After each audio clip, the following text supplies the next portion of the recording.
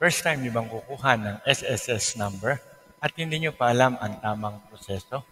Well, ituturo ko sa inyo ngayon ang kumpleto at step-by-step tutorial kung paano tayo kukuha ng SS number, paano tayo magre-register online, kasama na ang mga tips at mga dapat nyo gawin.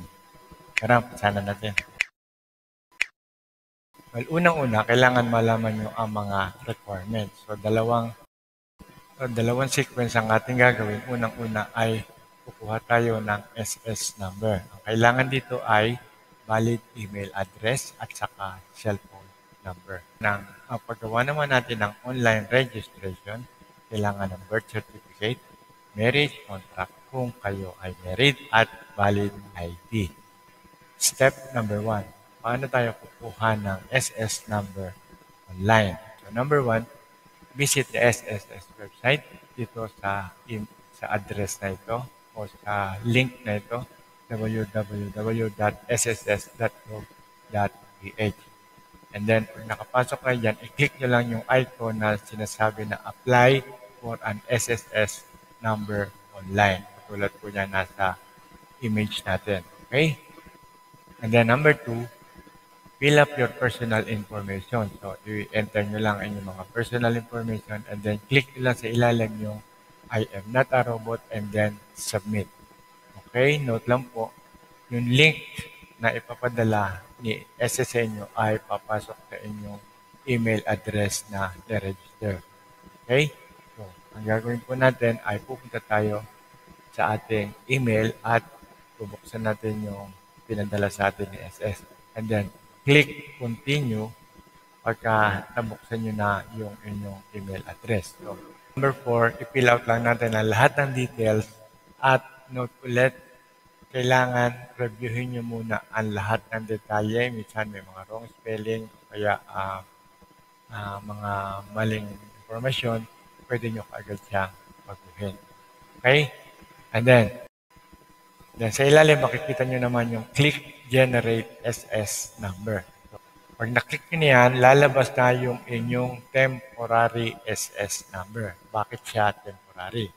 Kasi ang aantayin pa ni SS na i-verify nyo at i-submit nyo ang lahat ng inyong dokumento para ma-enter sa database ng SSS.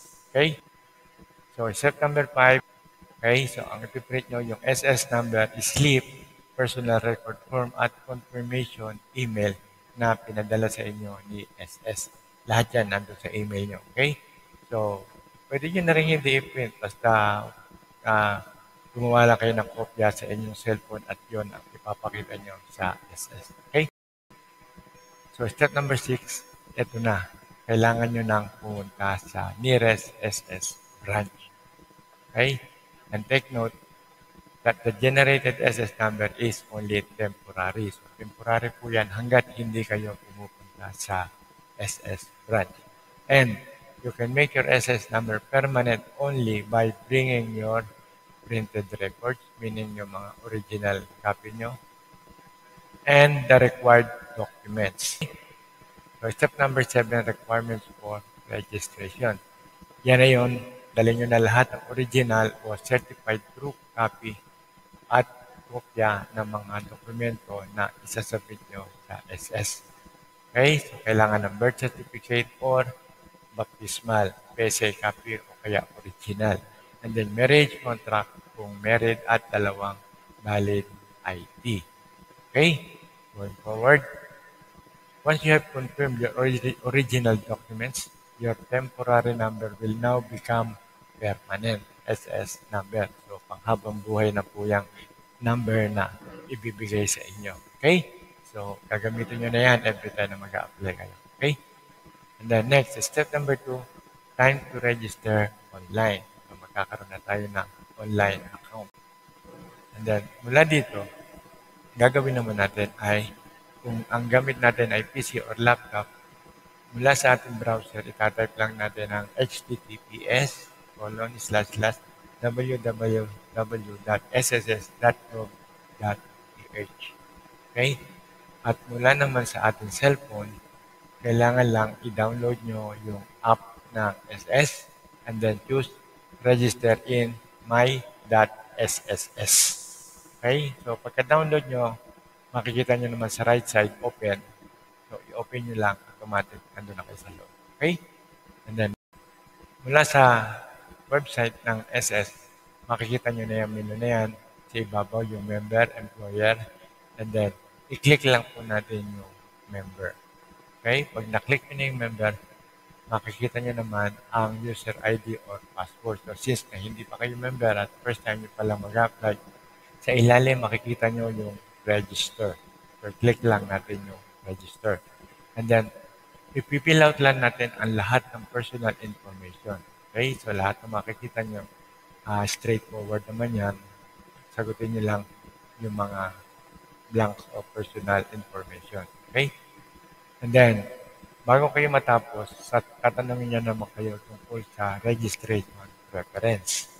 Okay? So, kadalasan na ginagamit natin sa preference ay ang ating mobile number. Kung gusto nyo, mobile number or pili lang kayo isa dyan kung ano yung gusto nyo. Okay? And then, pagkatapos naman yan, click lang natin yung I accept the terms of service at saka submit. Okay? So, at this point, bibigyan niya na kayo ng mga reminders. Basahin nyo lang yung mga reminders. At pagkatapos naman yan, tatanungin niya na kayo tungkol sa inyong CRN or SS number, email address, saka preferred user ID. Ito na yung gagamitin natin kapag magla-login tayo sa ating personal account. Okay? Ang CRN po ay Common Reference Number. Yan din yung nire-require nila para sa UMIT. Okay? So next, enter your complete name and date of birth. Okay? So pag na-enter nyo yung date of birth nyo, automatic na lalabas ang inyong confirmation na kayo ay number of years old based sa date of birth na ipinasok nyo. Automatic po yan na lalabas. So, check nyo lang yung okay kung tama yung age na binigay niya sa inyo. And then next, enter your mailing address and your foreign mailing address. Sakaling meron kayong magkaibang mailing address. Okay? And then, select one of registration preference kung ano na panggit natin kanina. Kung ang preference natin ay ang ating cellphone, so enter lang natin or piliin lang natin yung cellphone. Okay? And then, i-check natin yung I am not a robot and then click mo ulit yung I accept the terms of service and then click submit. Okay? So, yan na po yung almost finished na po tayo. And then, nandito na tayo sa confirmation page. Ang confirmation is kung sakaling meron pa kayong mali o meron pa kayong gustong baguhin, ay pwede nyo pang i-click yung cancel. Okay, katapat po ng confirm ay cancel. So kung tingin nyo naman tama lahat ng inentay nyo, simply click confirm. Okay? So, pag na-confirm nyo, babalik uli kayo sa inyong email at bibigay naman sa inyo ni SS ang password na gagamitin nyo o password set. So, yung kulay blue na click here, yun po yung i-click nyo. Okay? Para sa setup ng password. Then next, enter the last 6 digit of your CRN or SS number. Yung binigay niya sa inyo na temporary number, yan po yung i-enter niya. Last 6 digits. Okay? And then click submit. After successful password setup, andito na po tayo. Makikita niyo na rin ang inyong personal account. Okay? So, yan po ang makikita nyo. Main menu lang yung kulay blue na nasa gitna.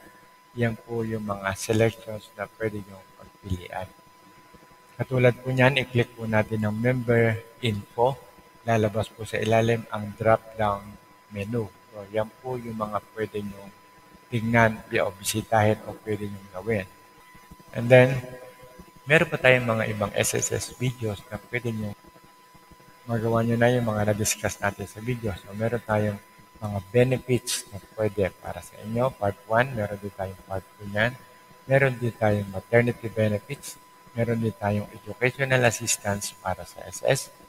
Meron din tayong calamity loan at kung paano mag-apply ng salary loan. Marami pa po tayo dyan. I-browse ko lang. Meron po tayo sa ating sariling playlist ng SSS. Okay? So, for now, hanggang dito na lang po muna tayo at maraming salamat po sa inyong panonood. At huwag niyo lang po kakalimutan na mag-like, subscribe at i-hit na rin ang bell para yan din po ang aming ikasisiya. Okay? At follow na rin ang ating ito po ang Promart TV at nagsasabi maraming salamat and God bless.